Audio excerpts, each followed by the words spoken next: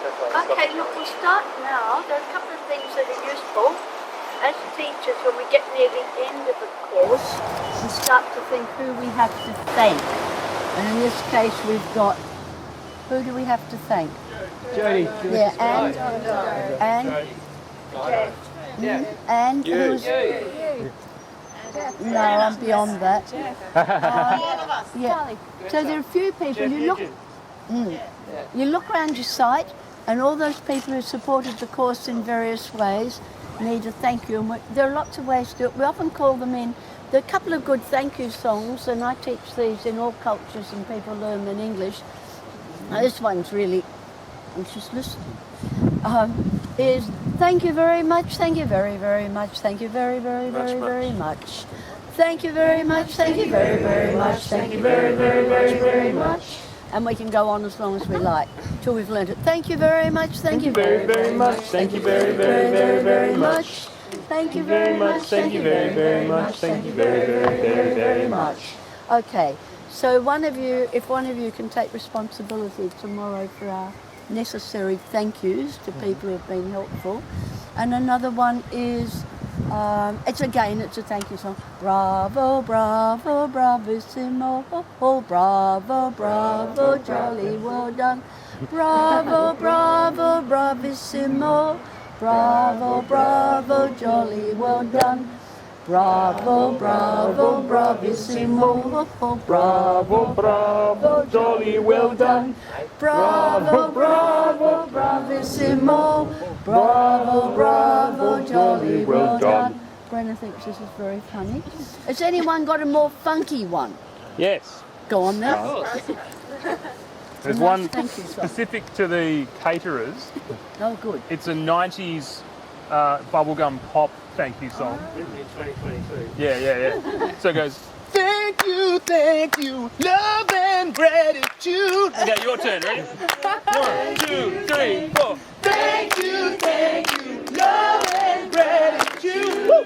Yeah, gratitude, love and gratitude. And then it goes, I'm so very grateful for this food. Grateful for the food. Okay, 1, 2, 3, 4. I'm so very grateful for this food. So grateful for the food. So grateful for the food. Yeah, anyway, that's how it goes.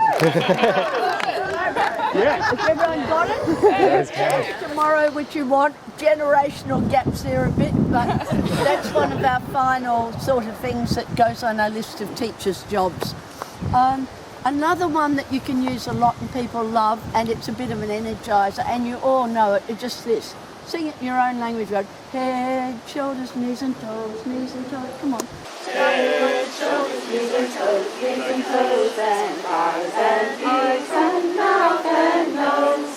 Head, shoulders, knees and toes, Head, shoulders, knees and toes, Head, shoulders, knees and toes, and eyes and ears and mouth and nose.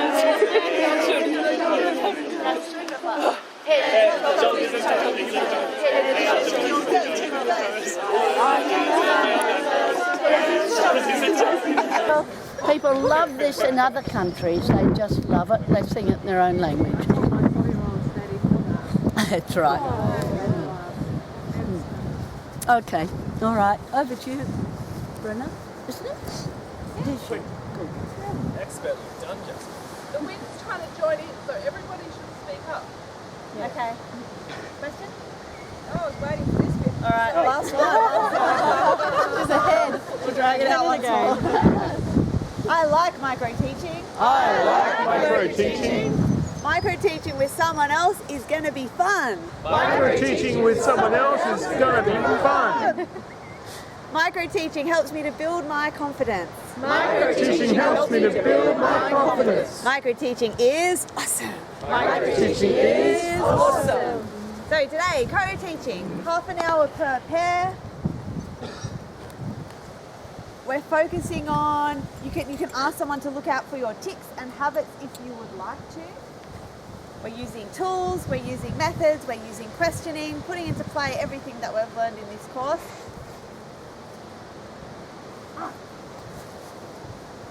Who holds the pen holds the Power.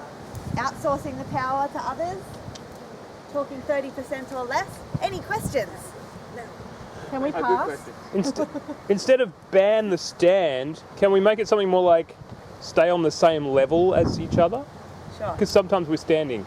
Yeah. Just an observation. Oh yeah. You can give a catchier name for that one. Let us know. All together. No more questions? So we'll Revel be in the in level. 3 groups of 8. One group will have the group of 9, but it won't affect timing. And in between our half-hour teaching sessions, will be concise. Somebody will debrief each person in the pair. There could be 2 people debriefing or appraising or the same. Organise that in your groups. Is that happening at the same time? No, it'll be one and then the next, so that everyone can hear. And 3 pairs in, you might want to go to afternoon tea and then maybe do the other pair after. Self-organise that in your group. So 3 groups of 8. You'll be able to self-organise into those groups of 8. So pairs find other pairs until you've got 8 or 9 in your group.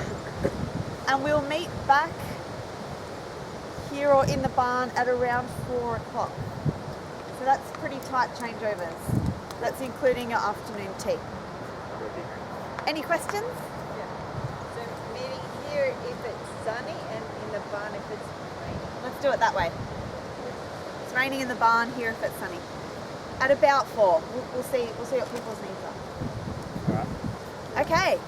Self-organise into your groups of 8. Okay, great. Clap if you're with us. Yeah. It's going to go in whichever group. Whichever group's left. Are you guys a 3-4? We're a 2. To apply it, you might apply it to a path and go, it's not really giving me much more than I already know about a path, so it might be more useful to apply it to other things. But it doesn't mean that you can't. Yeah, so you're open to using the tool and applying it to when you need it to help your understanding develop. So today, we're going to apply the tool to this lovely, productive kitchen garden. So we're going to get you all to get into groups of 3, so 2 groups of 3, and do an element analysis. We've lost one person. So one group is 3. You had the traps of the toilet every night too, didn't you? Was that you as well? Yeah, there's no toilet in there, so yeah. And then Did you do much of the gardening? Is that were you just living there? I was actually having a chair outside, it's not a viewpoint for the students. Thank you, sir. And volunteers for the other roles would be great. I'm a praising. Alright. Praise him. I like I'm a praising. Praising the Lord. Oh, you didn't film that, did you? No religion. Permaculture is not a religion. Praise you. Yeah. Speak for yourself. Didn't it say no religion in like the first day It says no indoctrination. Yeah, you mentioned doing duel last night. Is she dueling me? Ah, So cool. gotcha. Alright, So cool. let's She's get such a rid of the legend. rainbow. Doing least harm and encouraging positive change with relationships with people and with considerations for people's limitations and where they are and with their aspirations for where they want to be. I'm still developing my ethics, so from the first couple of days I had a thought about it and I'm leaving the rest kind of to add to and doing my review of coming here this week. So the first ethic, I've got 2 at the moment. The first one is presenting clear and concise information to students. Might make a house. Great. Excellent. Yeah, okay. 3. That's a good shape. That's a good shape house. Good size block. Yep. So is this you on the street? This is the side and that's the big back. Everybody else, this is what's called a shakeout. So we go 4, then 3, then 2, then 1 with each one of our appendages. So to start off with, it would be 1, 2, 3, 4, 1, 2, 3, 4, 1, 2, 3, 4, 1, 2, 3, 4, and then your bum. 1, 2, 3, 4. Okay? And then you go 1, 2, 3, 1, 2, 3. Like that. Okay? 1 to you can absolutely scream it out. Otherwise, maybe So we could. what's the total? So we've got 4 limbs and a bum. Yeah. So then you go 1, 2, 3, 1, 2, 3, and then you go 1, 2, 1, 2, and then you go 1, 1. You know, like so. Okay. Are we ready?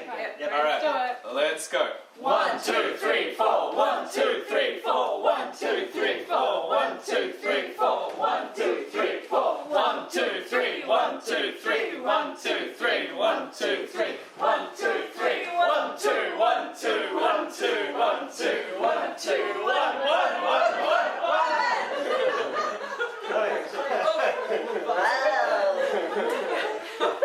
Bit of a shakeout. There we go. That was good. Thank you. You didn't do it. You were the one that were yawning. Yeah.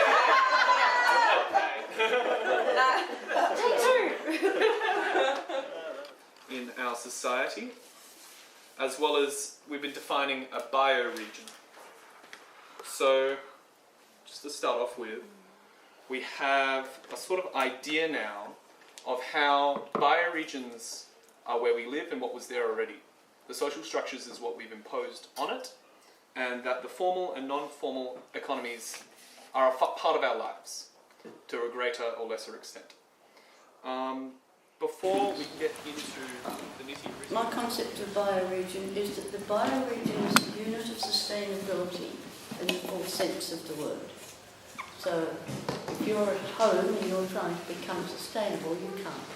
You can't make your glasses, and you probably can't provide all your own energy in some cases, perhaps even water or food. So the element at which you can become sustainable or move towards it is really the bioregion. That means its economy and everything else have to follow. And we're now doing a social sector analysis on a bioregion to see what influences are coming in and going out. The difference between sustainability and, there's another word, self-sufficiency, is that sustainability also looks at water, clean water, biodiversity, building soils and building food resources and capability. Whereas self-sufficiency is again just me doing it. I often make that distinction because one requires people to be more resilient and work with the environment.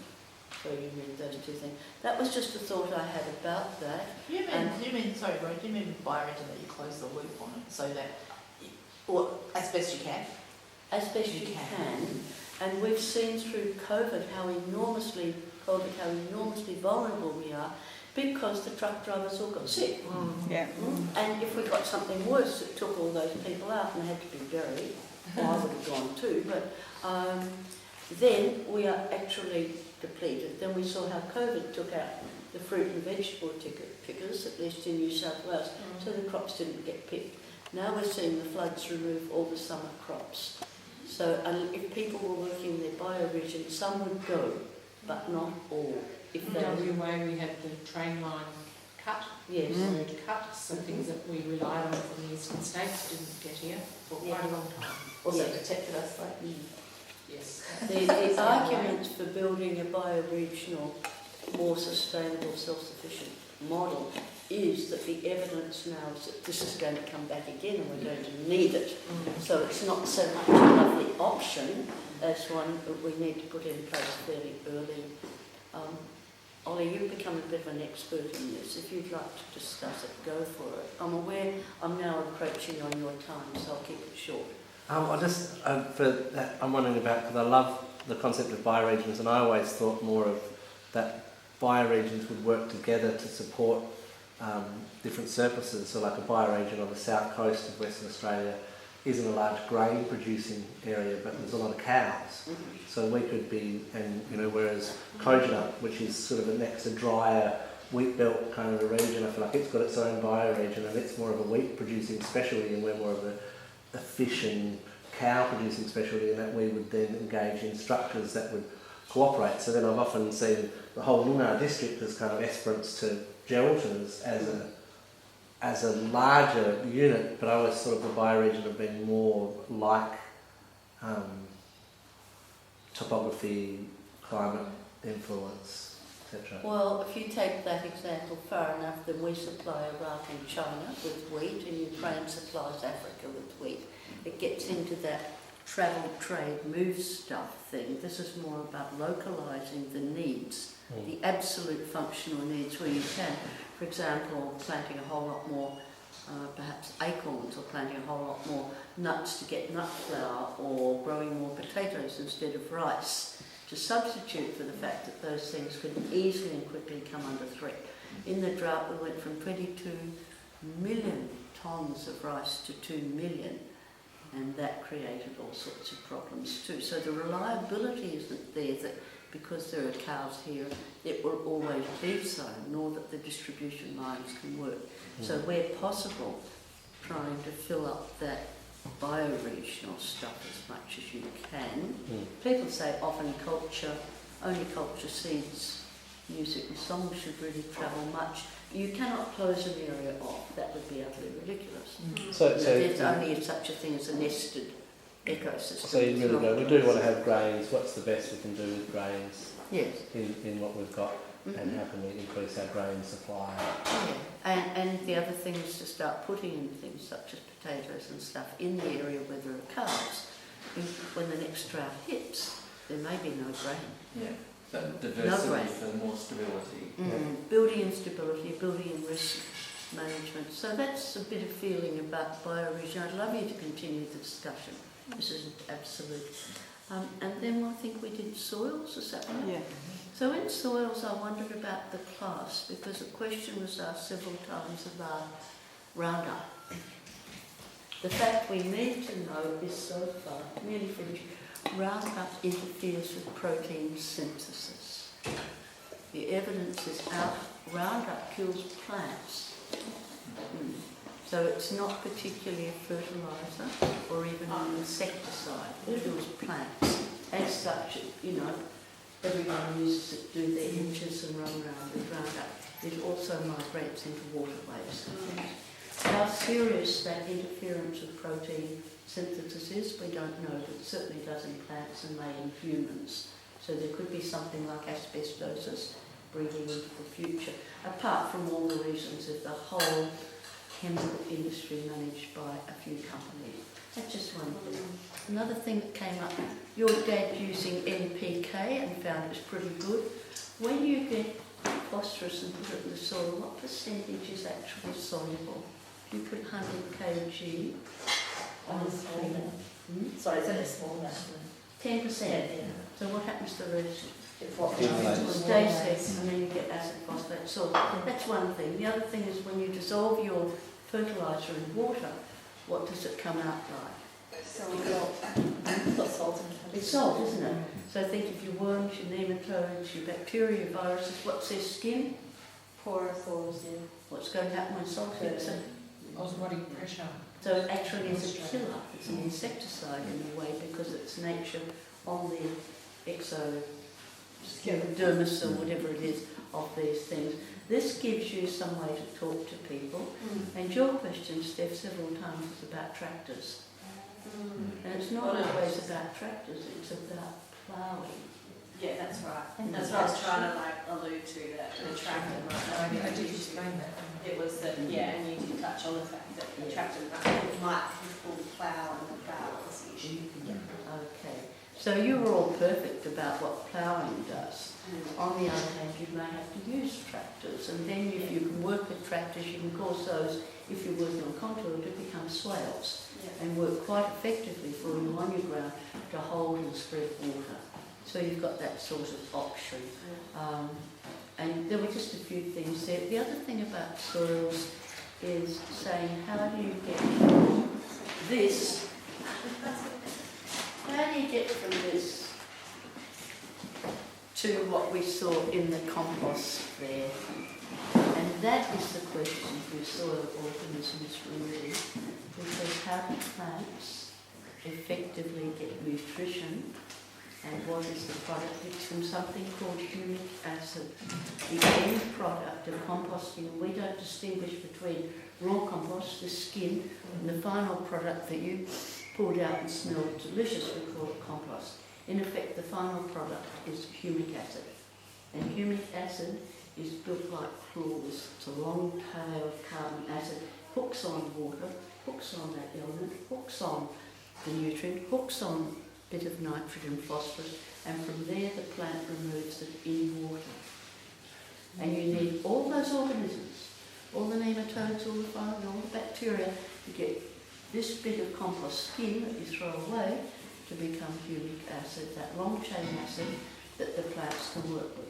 The other thing is that will store 10 times its water and 10 times its weight. So constantly checking your soil with humic acid. Okay. You have parts? In a barn. Hmm? Yeah, in a barn. Okay. Well, I'm just about to finish. All right. They're all. Okay. Okay, and the last thing, the garden. About the garden, here's a concept. Ask them if they've done a sector analysis, so that will enable them to look inside. Tell them they're not putting a plant in the ground until they finish NBWWP. You put a plant in the ground when you've worked out the nutrient, worm farms, bokashi, soups, you know, everything you mentioned for nutrient. Until you've got the nutrient, until you've got the water, this is the principle of limiting factors, until you've got the work, until you've got the protection, don't put a plant in the soil. And everyone puts plants in the soil and then they haven't got enough water, and some comes and they haven't got enough food when they want a big spring burst. So that's quite a good concept and acronym. What was the E? What was the E? Energy, sunlight, energy, or even of various forms, because that's a very big garden, and there is a way that those paths could have been turned over in different ways so you don't have to cut them, but probably it's going back into the garden. I don't know, but you don't do anything in any zone until you've got nutrient, energy, water, work and protection worked out first. So keep it small when you've got those, as your nutrient grows, your water grows, your energy grows, you can enlarge it. I think the last thing is here, just some ideas for you and their concepts. Right? The water sensitive suburb. The water sensitive suburb, and that takes you into the whole realm of being able to use water in your environment in ways that covers your grey water, your black water, your storm water, and a whole series of things there. It's very good. Ask people to adapt their designs to global warming under the SPCC, so that would come in. Calm traffic. And calming traffic means making streets smaller and smaller so cars can't go far, and they don't want to take your street. They'll go somewhere else. I have seen wonderful things with just a skip as a worm farm in a street, and everyone can have the worm castings. So getting it round to sustainable streets, and then you're going to work on the social stuff. So some of those words and terms are now being used to be able to retrofit suburbs and retrofit streets in ways that there's a lot more, but for the moment, and replenish the water table, what's going back into the water table all the time and qualitatively. Well, that's your yeah, because I've got nothing to say about the process. It looked fun, interesting. Anyway, Greta's looking at me, so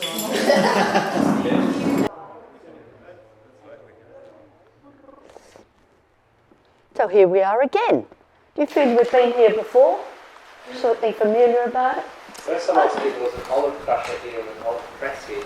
Right. It's very different from right It is. And there's something big, something living under the shed just next door to. Lives next door. Big lizard. I didn't see it well enough. Could have been a small crocodile, but it looked like a lizard. King skink. King skink or small crocodile, depends. Okay. All right, let's just think a little bit about co-teaching.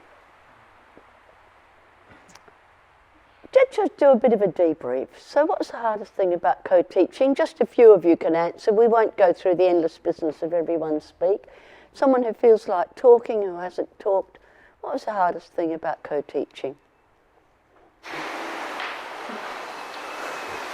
When you're shifting gears, you have to somehow communicate to the other person that you're shifting gears. So maybe changing plan or something, or maybe the other person forgets part of the plan, and then you have to catch up to where they are. Just staying staying aligned, because you've got two brains working, not just one. You want to add to that, Charlie? Did you want to add to that? I just added some Bee Gees. Okay, case in point.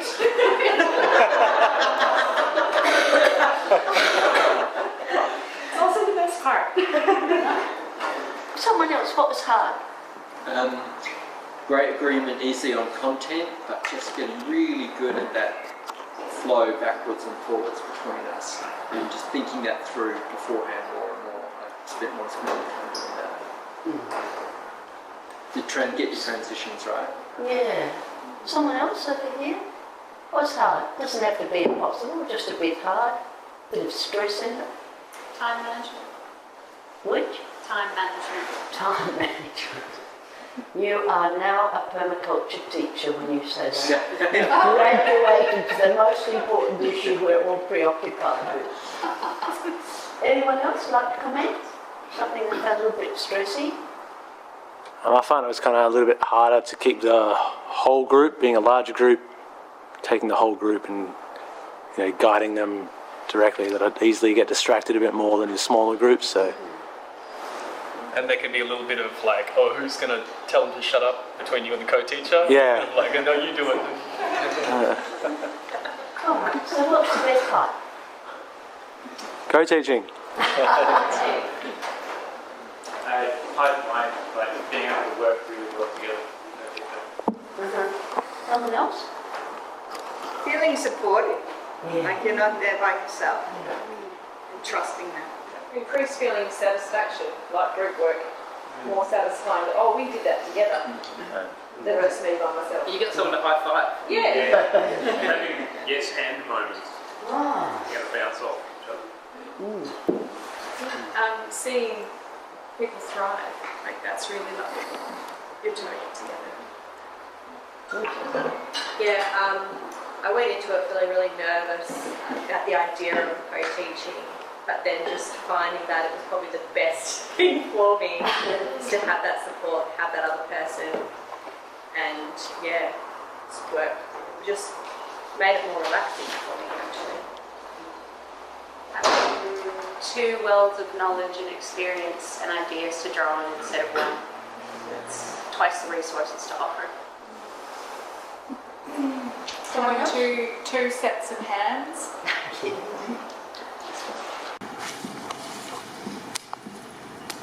Someone else? You found it really quite good? Having support was really important.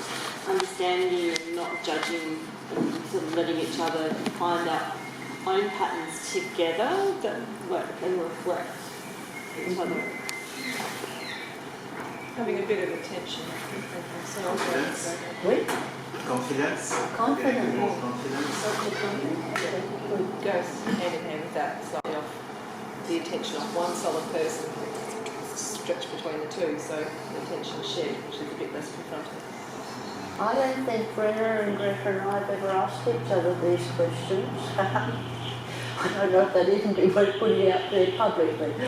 Okay, what would you do differently in co-teaching? If you're starting again and you're going to be co-teaching some topics next week, what would you be doing? Prepare the flow as well as the content. Who agreed with that? Yeah, very much. Flow and content. Right, someone else? Yeah. Adding on to that, the timing of that for each teacher. I'll comment that we did both of those things and it worked seamlessly. It is beautiful to be part of. Good, that's fabulous. Yeah. Yep, Charlie? I was contemplating discussing some kind of secret code that we did some signal, but I found we didn't need it because we just verbalised it and put it out there. It worked. So being transparent might have also been a good thing. Okay, someone else? I'd say just do it, because the more you do it, the more connected you become. Yeah. And at some stage it'll crash and then you'll pick up again. Yeah? Would you co-teach again? Oh, yeah. Definitely. Those of you who've team taught, Who preferred co-teaching? Who liked team teaching? That's interesting, isn't it? Yeah, good. If you're well informed, you can do that. Okay, so tomorrow is a big team teaching event, co-teaching event with about how many co-teachers in each group? 4 or 5? 6 or 7? Okay, so tomorrow is a big co-teaching event. However, you can dress up and dress down and tune different characteristics and do walking through the water tanks or whatever you like. Is Greta, Brenna, did you want to do more on that co-teaching? Just quickly? Yep. So hands forward like this if you enjoyed the experience. Hands forward if you felt supported by your co-teacher. Hands forward if you found time management to be a challenge in co-teaching. Time management. Hands forward if you sat in different points in the room or circle from your co-teacher.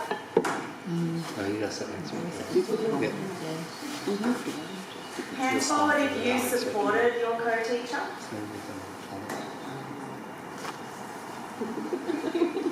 Hands forward if you learned some things over the past few days.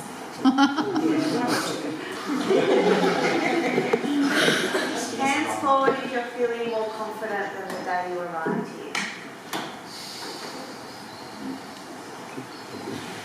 Hands forward if you feel you've improved in some way since day one. And hands forward if, as a student, you enjoyed the teaching more today than the first micro teaching. Yeah, just give us some long sessions. It's a good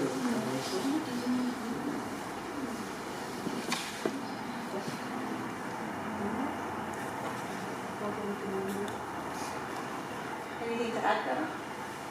No. Yeah, I had my hands full for almost all of those things. I've been watching the debriefing and I think it's become absolutely professional. I haven't seen anyone drop the ball on debriefing today or yesterday, and it's been really just done with a simplicity and a casualness and a niceness. And it's designed, of course, to relieve anxieties and carry people forward into next time. The appraisal's a lot harder. The first couple of days, the appraisers were the one we were watching, not the person appraised, because there was so much value judgment, and it has changed. What I saw today was textbook appraisal. So just saying to you, if I said to you, gosh, you've all done well, or if I said, I noticed that you used the board, you talked to students, you divided them into groups, there were many techniques used and also a lot of teaching aids, which is the most flattering? You're all great, or that selective noticing of someone's behaviour and telling them you've seen it. So with appraisal there's that complementarity. Sometimes you could have added on talking about how your students responded. I saw the students do this because that's part also of compliment. I saw the students pick up the paper and pens and talk immediately. They were into the project very quickly, into the work. So just balance the person and their teaching with the response you see if ever you're appraising anyone again. Okay. Can I add something on that appraisal, though? I would agree that when we first introduced appraisal, there was a lot of value judgment. And today I saw some of the longest appraisals I've ever seen, like really, really long. And I would invite some discernment in that appraisal, because when the list is so long that you've observed many, many things, the actual key takeaways for the person being appraised get a bit lost. And so if you can, have a bit more discernment or be a bit more critical about what's functional to tell this person about what I saw. Or really, you're laughing because it's really... No, I'm remembering a story. If you like, you can share the story. But thinking about the function of the appraisal and then trying to make sure that what you're reflecting back to someone they can actually do something with is maybe just a little note on today. Because it was very thorough, but it was just almost too thorough for someone to take meaningful direction from. Did you want to share your story or no? I just had a memory of being in a place where we taught appraisal and I watched this person say so. I noticed you didn't hand over the pen. I noticed that you didn't sit down. I noticed that you talked for 5 minutes flat. I noticed that you didn't have any prompts and every single item of appraisal was a negative. And I sat there increasingly appalled at this turning round of appraisal from noticing the significant things that were really moving forward to everything that wasn't done according to the list on the wall. So I just remembered, and I found that person sat beside them and said, were you aware of what the impact is? But it's just awful. Yeah. Anyway.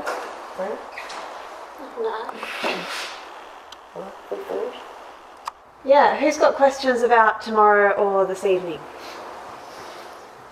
What are we doing?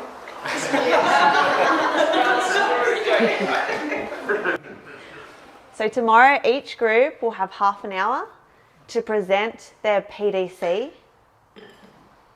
and within that half an hour, about 5 minutes of that will be presenting your group process, and you'll present both of those things in a creative way, thinking outside the box.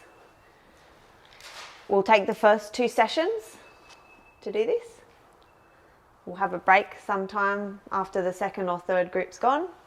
Similar time frame to what we saw this afternoon. There's 4 groups, half an hour each. Any other questions? So you say the first 2 sessions tomorrow? Yeah. So we start at 8:30 doing this? Yeah. Give me half an hour. Where are we doing? What's that?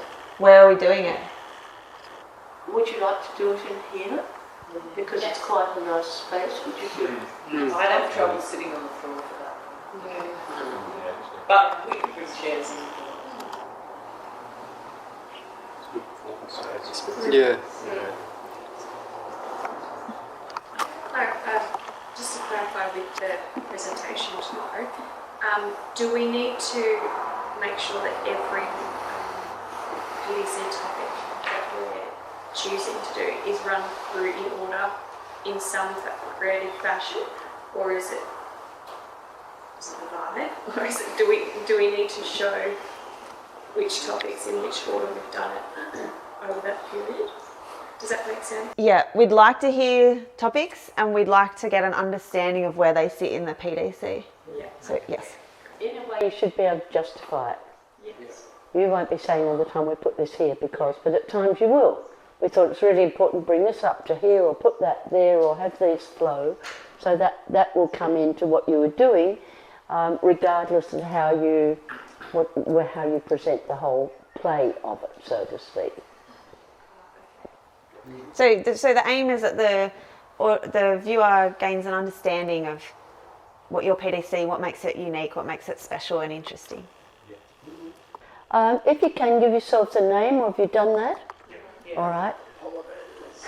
Okay. And then you'll introduce your team. You're aware of that. Just we were so and so and so and so and so and so. Okay, good. Does it sound as if we're going to be there? The chairs are better over there. Is that? If we can bring a few chairs. Oh, Jeff's saying please. That's a pretty convincing argument. Oh, it's Jeff, is it? Yeah. Who's been the real force behind this PDC? Who's been the power behind the throne? Mm-hmm. So it's over there. It's over there. That's a good reason. Yeah. Oh, so there we go. What would you like to say? Annie? Shit. So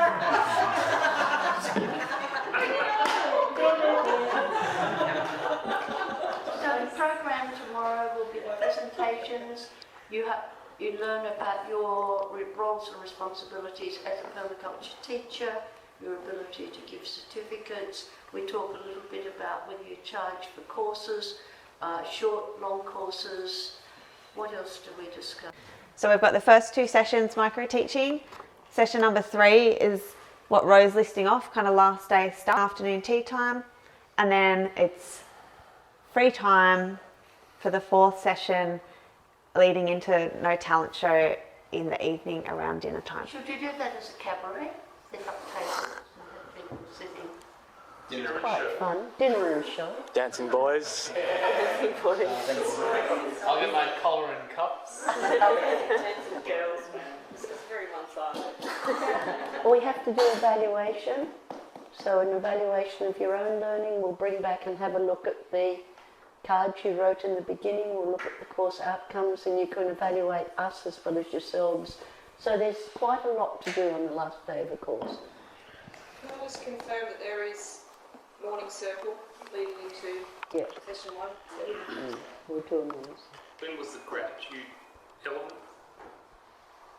For Jodie and Owen. That's during morning circle. Morning circle would be great to do it at morning circle if they're around. They're not always around. Check in with them. Otherwise, lunchtime is a good time. Or just before the cabaret, but they might be in the kitchen. Yeah. Oh, so the non-talent show. I mean, could the gratitude thing happen tonight at dinner? It really could, couldn't it? Yeah, sometimes That would be. We'll do a Only pop-up. that Rowan and I won't be there. Oh no. So it Oh, could, sorry. everyone else could be grateful You can do on it. our behalf, but wait I forgot. We could do a pop-up cabaret item.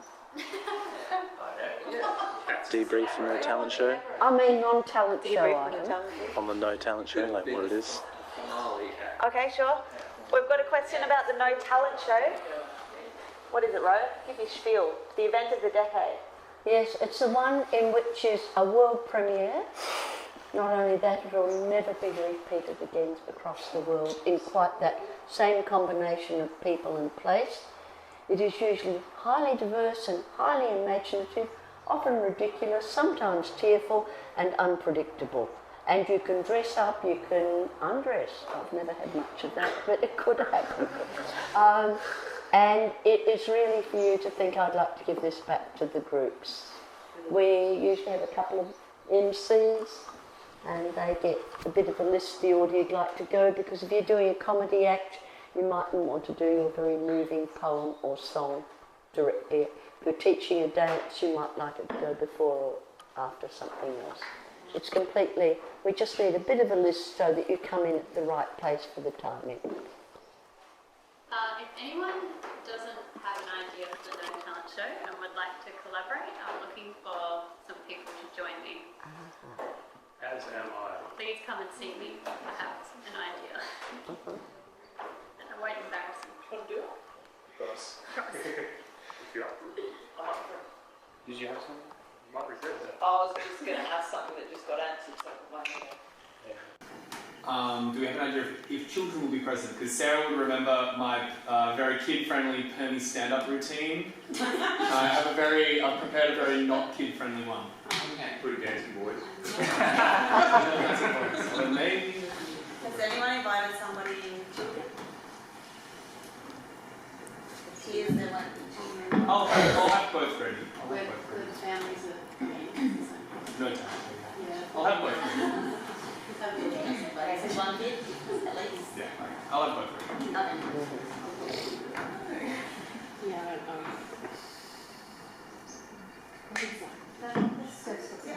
Just ask, can you pass? No. Do the no You mean you have talent? Well, I was going to suggest that Charlie gets sent to the too much talent. I'm really talented. Don't worry. Be someone's prop. Find someone to be with and just because you enjoy it actually. The thought's intimidating, the activity. Steph, you can help Charlie.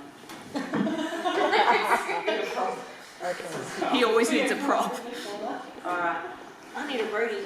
I'll also need some helpers.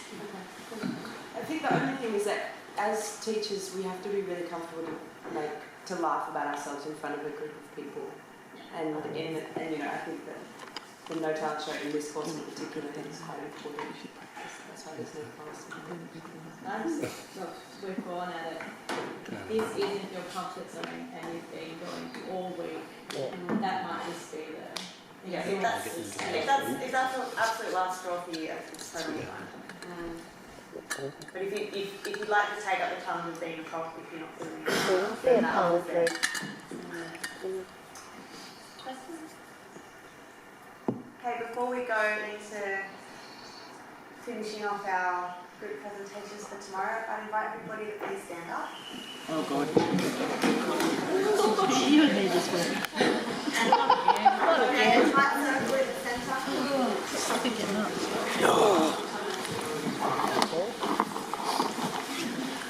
Tight circle, shoulder to shoulder.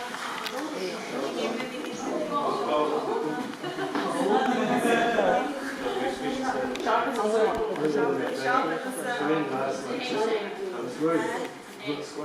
And then turn to your right.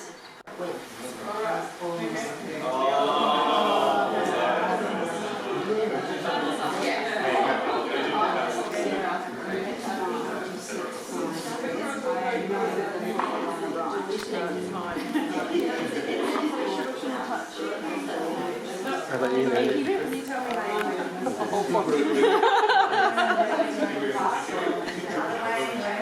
Another way, guys. Get to repair.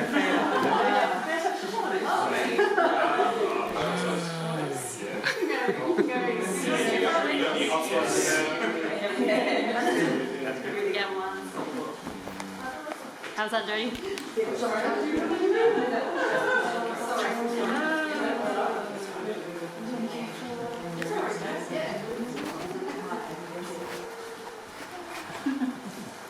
Chop, chop, chop down one side.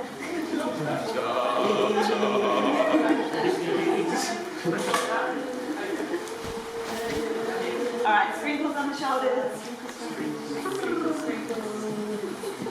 And we're done.